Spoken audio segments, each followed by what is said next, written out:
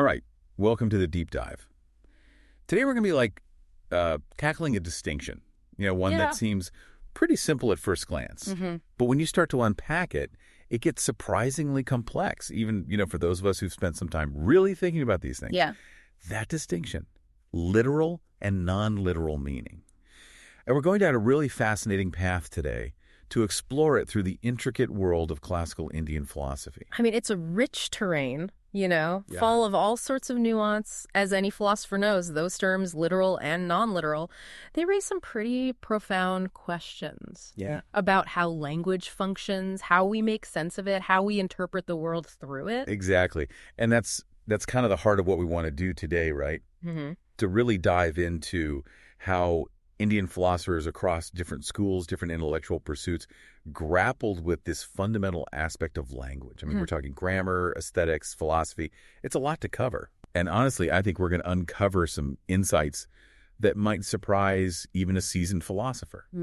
Maybe even shift how you think about these concepts. Absolutely. And to do that, we're drawing on this huge array of sources, right? Yeah. Early explorations of Vedic language, some very sophisticated philosophical debates on the nature of meaning, poetic theories that explore the evocative power of language. Yeah, it's a real deep dive, this one. We've got material spanning millennia here, from those early texts trying to figure out the Vedas through etymology to full-blown intricate philosophical systems dissecting how words map onto reality. Yeah. Even really subtle poetic theory about how language, goes beyond just the surface level of things, creates feeling, atmosphere. I think we have a pretty comprehensive picture here. Yeah. Okay. So let's jump right in. It seems that, this whole idea of a distinction between the literal and non-literal, those seeds were planted way early on in Indian intellectual history. Right. Yeah. Really early. Way before people were maybe formally thinking about it in other traditions. Yeah, you can really see this in Yaska's Nirukta, composed, we think, sometime between the 6th and 3rd centuries BCE, which is amazing, right? Yeah. Even at that stage, in a treatise mainly focused on the etymology of Vedic terms, he's already recognizing these two modes of language: ordinary language, laukika, and metaphorical language, upama. That recognition right there that language doesn't just describe things directly. It can be metaphorical. That's pretty striking, I think. Right.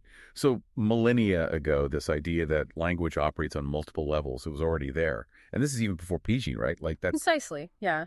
Yaska's work on, the origins of words in the Vedas led him to see this inherent duality. It kind of highlights how fundamental this distinction was, even to how they understood their most sacred texts. So the Vedas themselves, okay. And then we have the Upanishads. Those are, foundational texts for many different Indian philosophies.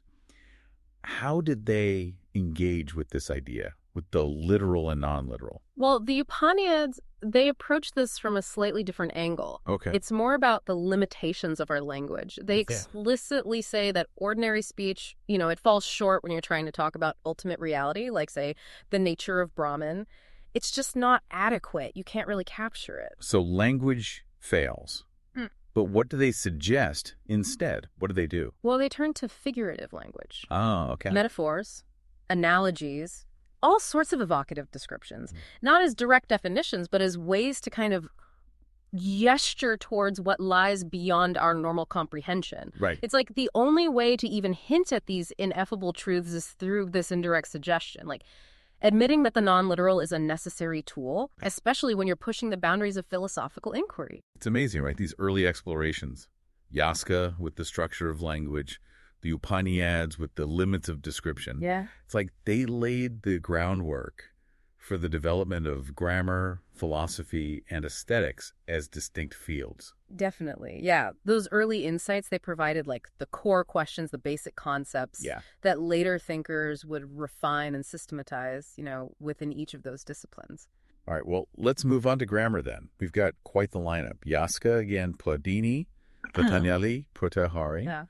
What was the central focus for these linguistic thinkers? Where did they see this distinction between literal and non-literal playing out? So for them, Sanskrit wasn't just a language, it was the language, the one through which they could understand the universal principles of meaning. Interesting. Their analysis was so meticulous, they were trying to uncover the mechanisms of meaning itself. And, I mean, we can't talk about Sanskrit grammar without talking about Patini's daddy again. Yeah. Oh, yeah, absolutely. That was huge. That's his 8 chapters. Yeah. From around the 4th century BCE. It's this incredible detailed analysis of Sanskrit, like its morphology, syntax, semantics, and it became a foundation for how people thought about meaning. For centuries, honestly, its influence is massive. So from this, grammatical perspective, what were the key linguistic capacities they focused on? The ones that helped us, I guess, understand this literal, non-literal distinction. They came up with this really comprehensive framework. So first you have apida. Okay. That's primary meaning, the denotative meaning, like the dictionary definition of a word. Then you have lakin and gofiti, which covers secondary figurative meanings, like metonymy, metaphor.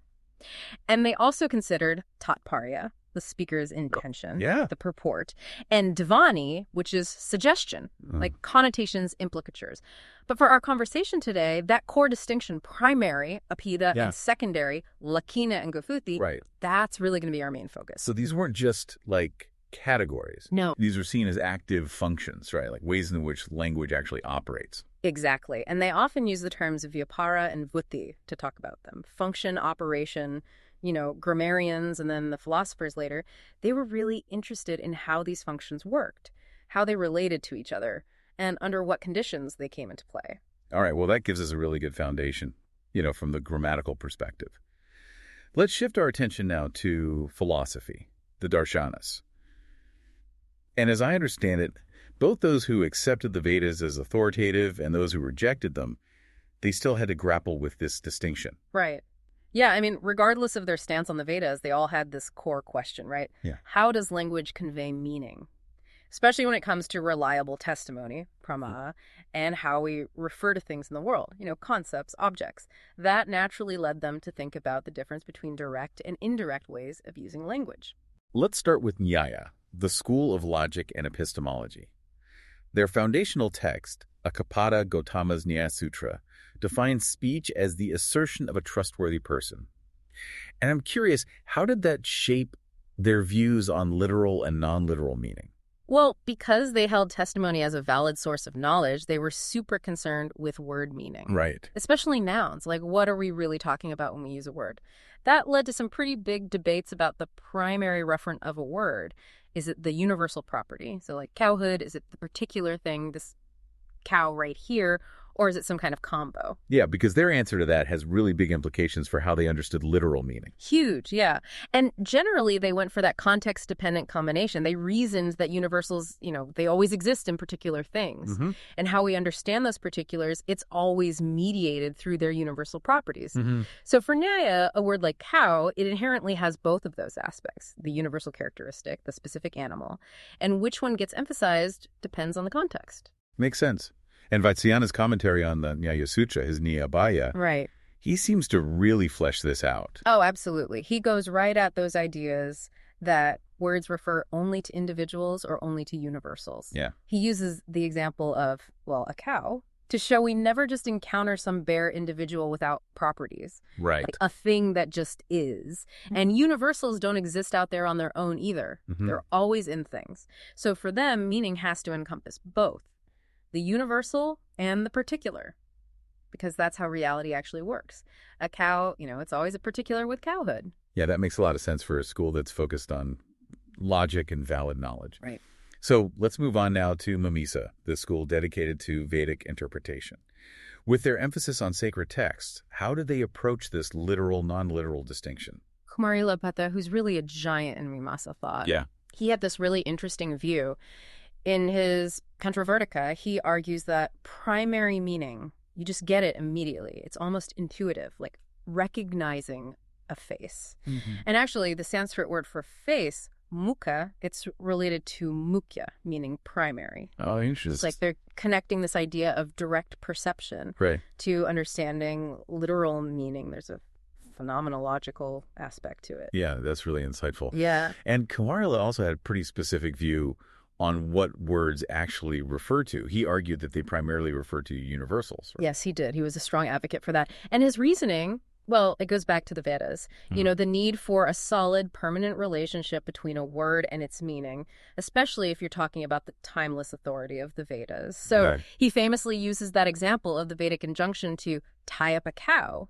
And his point is this command, it has to apply to tons of rituals, tons of instances. Yeah. So cow can't just be this one particular cow. Yeah. It has to refer to the universal cowhood.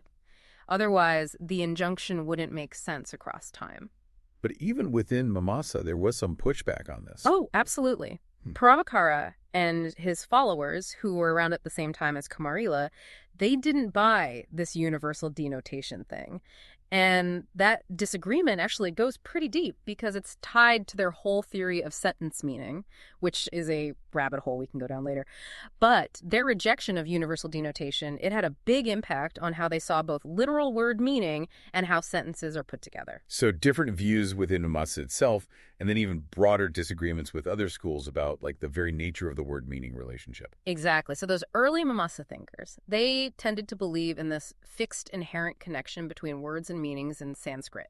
They thought of Sanskrit as the original language, the perfect one, and that over time, it got corrupted into these other languages. Yep. And that idea, it really supports their view of the Vedas as unchanging and authoritative. But then you have other schools, like Nyaya and the Buddhists. Right. They argued for the conventionality of language. They thought the link between a word and its meaning, it's just established through how people use it, right, through social agreement, not because of some inherent property of the word itself. That's a huge difference. Yeah, I mean, that totally changes how you think about both literal and figurative language. Oh, yeah, for sure. Okay, so this sets us up really well to talk about aesthetics, a la Cardiestra. Mm-hmm. Initially, it focused a lot on figures of speech. But later, it kind of drew in all these philosophical ideas about meaning. Yeah. Especially after Andavartana came along with his influential work. Oh. So how did they approach literal and non-literal meaning in poetry and drama? So in the beginning, Indian aesthetics theory, especially for kavya, poetry, and drama, they were all about identifying and classifying alakaras. Yeah. Literally ornaments, which are figures of speech. They were like the defining feature of poetic language. But things took a big turn with Anandavardhana in the 9th century. He wrote Jnanaloka, light on suggestion. Okay. And it draws heavily on philosophy, especially Mimamsa. Mm-hmm. And he proposes this much more complex view of how meaning works in literature. And that's where we get this idea, Jvani, suggestion. Exactly. So how did that idea change the way they understood literal and non-literal meaning in poetry? Well, he argued that, beyond primary and secondary meaning, there's another level, this power of suggestion. Yeah. He goes through all these examples from poetry, drama, even epics like the Mahabharata. Mm-hmm. And he shows how language can evoke all these layers of meaning, these emotional resonances, these aesthetic experiences, what they called rasa. And he says, you can't fully explain this just by looking at the literal or figurative meaning of the words. There's more going on. So it went beyond just spotting those literary devices, right? Right. It was about understanding how those devices actually create deeper levels of communication. But not everyone agreed with this idea, did they? No, not everyone. Mukula Thattar, for instance, he tried to fit suggestion into lakhan, indication, saying it's just a special kind of secondary meaning. And then Fatayanaka, he went even further. He said that rasa, the experience of it, it's not linguistic at all. It's psychological. It happens in the audience, triggered by the language, but not part of the meaning itself. So we've got grammar, philosophy, aesthetics. Right. And it seems like a recurring theme across them was this appeal to phenomenology. Yeah. Like how we actually experience language. Oh, definitely. You see that everywhere. Thinkers were very concerned with the mental processes involved in making meaning, like Kumarila talking about primary meaning being perceived first, or Firstahari with his idea of sfuda, that burst of sentence meaning as a unified whole. It's all about how we understand language subjectively. Yeah. And in aesthetics, especially as rasa theory developed, the psychology of both the poet and the audience became central, right? Exactly. Like, how does a poet craft the experience? How does the audience receive it? Those questions became really important for figuring out how poetic language is different from ordinary language and what gives it its unique power. And there was this idea that conventional meanings often take precedence over, the more analytical ones, like with Pokaja. It means lotus. But literally, it's mudborn. But no one thinks about that when they hear it. Right. Mokulapesa even suggested that through constant use, some secondary meanings can become so ingrained they actually feel literal. Interesting. But that this reliance on psychological explanation, it wasn't without its critics. Of course not. Like that early Mamasa argument that Sanskrit is inherently more expressive, that wasn't based on psychology. It was based on a kind of principle of parsimony. They said there's this fundamental fixed word meaning link in Sanskrit, and that other languages, they just got messed up over time. You know, their explanation was simpler, they thought, than saying all languages are equal but totally conventional. Okay, let's get back to that core distinction. Primary versus secondary meaning. It seems that while this is often equated with literal and non-literal, it's way more nuanced within this Indian framework. Oh, absolutely. Like we talked about earlier, even seemingly literal uses of words could be classified as secondary depending on the theoretical perspective. Right. Kumarila, with that cow example, shows that the distinction isn't always about what we might think of as literal. Right. So what was the general consensus on lexical meaning? Like the meaning of individual words? Well, putting aside some Buddhist views we'll get to, most agreed that padatha, word meaning it refers directly to things out there in the world, objects, properties, and that words primarily designate those things. But the big debate, like we saw with Naya and Mimasa, it was about what they denote, universals, particulars, or maybe a contextually determined combo of both. Right. And the grammarians, Padini and Patanjali, they got into this debate too. Yes, they did. You know, Patantini's grammatical rules, they hinted at these complexities of reference. Like, if words only referred to specific instances, certain Vedic prescriptions would get really weird. You know, they wouldn't make sense universally. Right. And Patanjali, in his commentary on Patini, the Mahabhaya, he specifically brings up these contrasting views. Vyaya, who thought particulars were primary, and Vajrayana, who championed universals. Patanjali himself, he tried to find a middle ground. He said that both those aspects, universal and particular, they're inherent in word meaning. But which one's primary depends on the context, the specific word.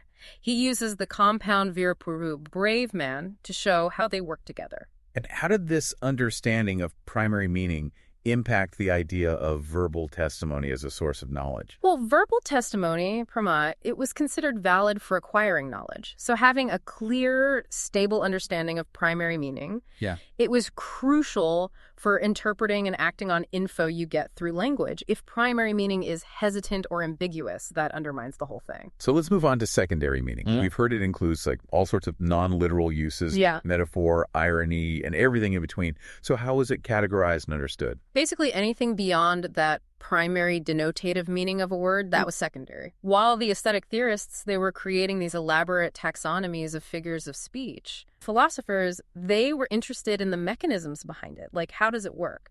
So Mukulapaida, he distinguishes between qualitative secondary meaning, gokati, which is stuff like metaphors based on shared qualities, like this person is a lion, meaning they're brave. And then quality-free secondary meaning, lakunja, which is things like metonymy, based on association. The village on the Ganges. So you're implying something about the riverbank. And was the speaker's intention important for understanding these secondary meanings? Oh, yeah, totally. Mukula argued that, like the exact same utterance, it could have different secondary meanings depending on what the speaker's trying to do and the context. He also introduced these cool concepts, absorption, Sarupya, where a secondary meaning gets so common, it's practically primary, like ruler, for someone who does ruler things, even if they don't have the official title. Right.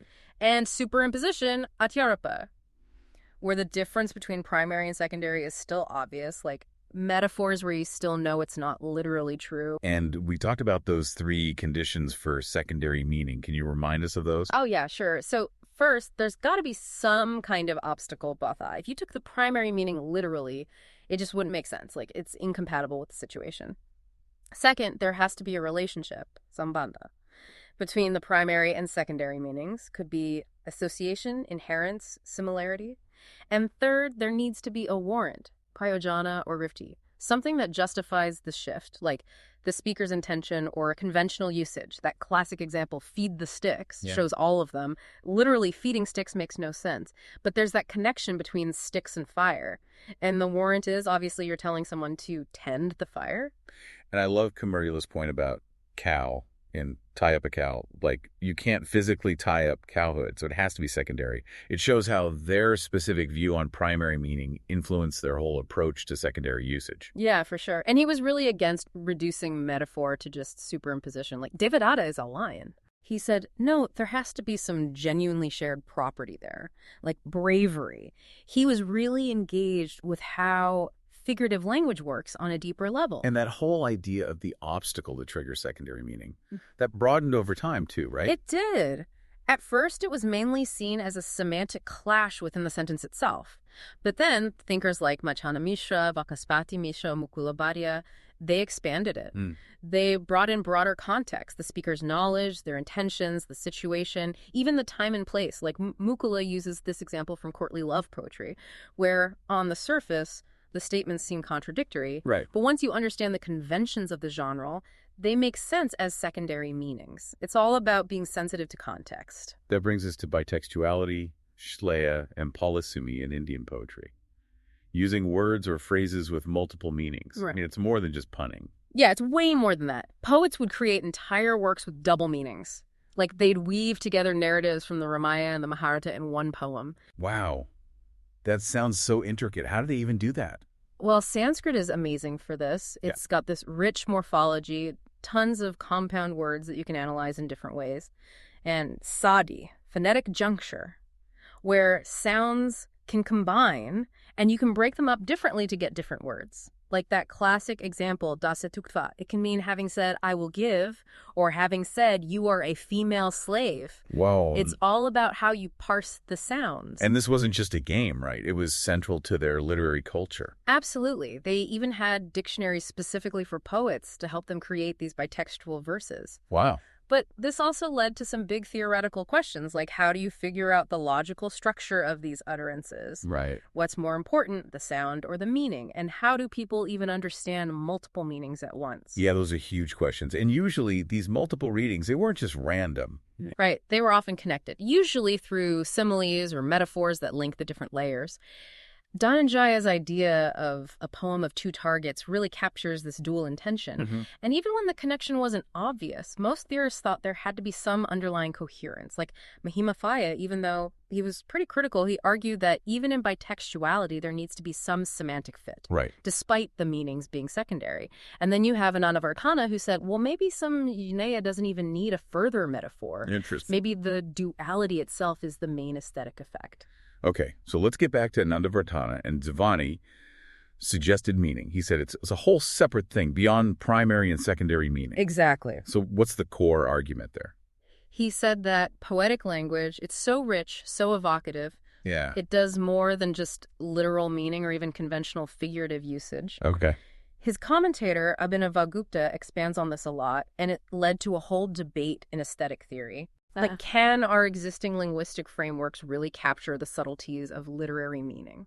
And it's interesting, this debate, it was huge in aesthetics, but in mainstream philosophy, it didn't get as much attention. Though thinkers like Jayanta Paika, they did mention it. So what were the main arguments that primary and secondary meaning just weren't enough? Well, Anandavardhana, he goes through tons of poems and shows how the intended effect, evoking rasa, suggesting ideas, figures of speech, it can't just be reduced to literal or figurative meaning. He says rasa dvani, where suggestion conveys rasa. That's the essence of poetry. And initially, he saw rasa as being in the text itself, not just the reader's response, though Abhinavagupta later shifted more towards the reader's experience. And you can see this in the village on the Ganges example. You have that primary meaning of village on the bank, secondary meaning metonymy for the riverbank itself. But then there's this suggestion of purity, sanctity, connected to the Ganges. And Anandavardhana, he says suggestion works through an artificial relation, Katrima Sambandha, meaning the connection to the suggested meaning, it's not directly in the word. Unlike primary meaning, which has a natural relation, swabhavika sambandha, and another key point, suggestion. Unlike secondary meaning, it doesn't need primary meaning to fail. Okay, so how many types of suggested meaning are there? Abhinavagupta, he came up with like 35. But Anandavardhana said, look, there could be tons, because it depends on so many factors. Right. But he did make some distinctions, like based on the speaker's intention, does the speaker mean both the primary meaning and the suggested meaning. Like in Dharmakirti's Love Poetry, where natural descriptions also suggest romantic feelings. Kind of like Ezra Pound's in A Station of the Metro, where a short image gives you this whole feeling of fleeting connection. Yeah. Or does the speaker only intend the suggested meaning? And the literal one is kind of irrelevant, like that blinded mirror metaphor in the Ramaya. It suggests utter devastation, you know? And he also talked about how the listener experiences it. Do you get it right away? Or is there a sort of delay? He called that reverberation, like a gap where you have to think about it. And he put bitextuality, Shella, in that category. And then he pointed out that suggestion, it can come from different levels of language. Words, sentences, even the sounds of phonemes. They can evoke rasa. And he really emphasized the suggestion is not just inference. It's not about logical conclusions or implicature.